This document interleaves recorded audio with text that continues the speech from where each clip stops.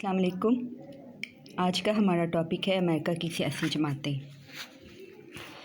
21 century کا جب آغاز ہوتا ہے پوری دنیا میں ڈیموکریسی اور جو ڈیموکریٹک ویلیوز تھیں ان کو ایکسیپٹ کیا جا رہا تھا، اور تمام جو ڈیموکریٹک کنٹریز تھیں ان میں جو سیاسی جماعتیں تھیں ان کا سسٹم اپنایا گیا تاکہ ملک کی گورنمنٹ کا جو سسٹم ہے اور اس کی تہذیب و تمدن کے مطابق اس کو چلایا جا سکے۔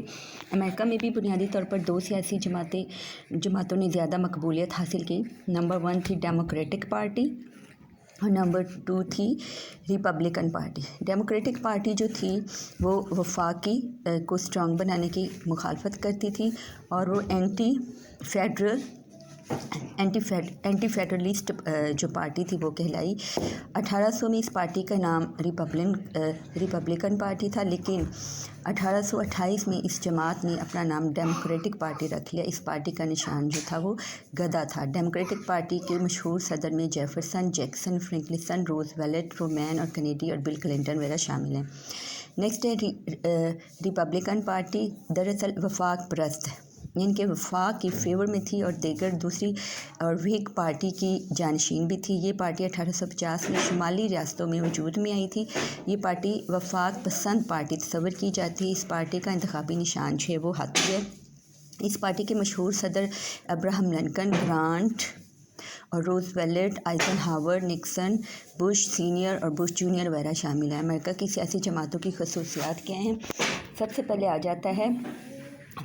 آتا ہے غیر نظریاتی، کہ امریکہ کی دونوں سیاسی جماعتیں جو ہیں وہ بنیادی طور پر ان کی کوئی نظریہ نہیں ہے، وہ بغیر کسی نظریے کے وہ قائم کی گئی۔ دونوں پارٹیوں کے پروگرام اور جو مینیفیسٹوز تھے تقریباً ایک جیسے تھے، دونوں کی خارجہ پالیسی بھی ایک جیسی تھی۔ پھر آ جاتا ہے تجربہ کار افراد۔ امریکہ کی دونوں سیاسی جماعتیں تجربہ کار اور ماہر افراد پر مشتمل ہوتی ہیں۔ اس کی وجہ یہ ہے کہ دونوں جماعتیں غیر نظریاتی ہیں۔ چاہے کوئی لبرل ہو یا قدامت پسند ہو، وہ امریکہ کی سیاسی پارٹیوں میں شامل ہو سکتا ہے۔ اس لیے امریکہ کی دونوں سیاسی جماعتوں میں لبرل اور قدامت پسند دونوں قسم کے لوگ جو ہیں وہ پائے جاتے ہیں۔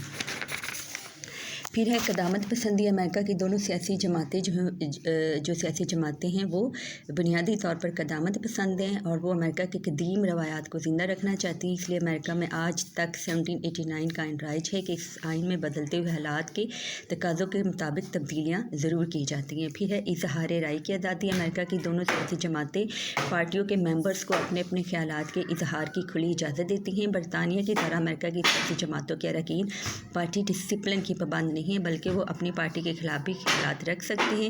یہی وجہ ہے کہ امریکہ کی سیاسی جماعتیں ہر قسم کے تجربہ کار افراد رکھتی ہیں۔ پھر آ جاتا ہے موروثی رکنیت۔ امریکہ کی سیاسی جماعتوں کی رکنیت جو ہے وہ موروثی خد و خال کو مد نظر رکھتی ہے۔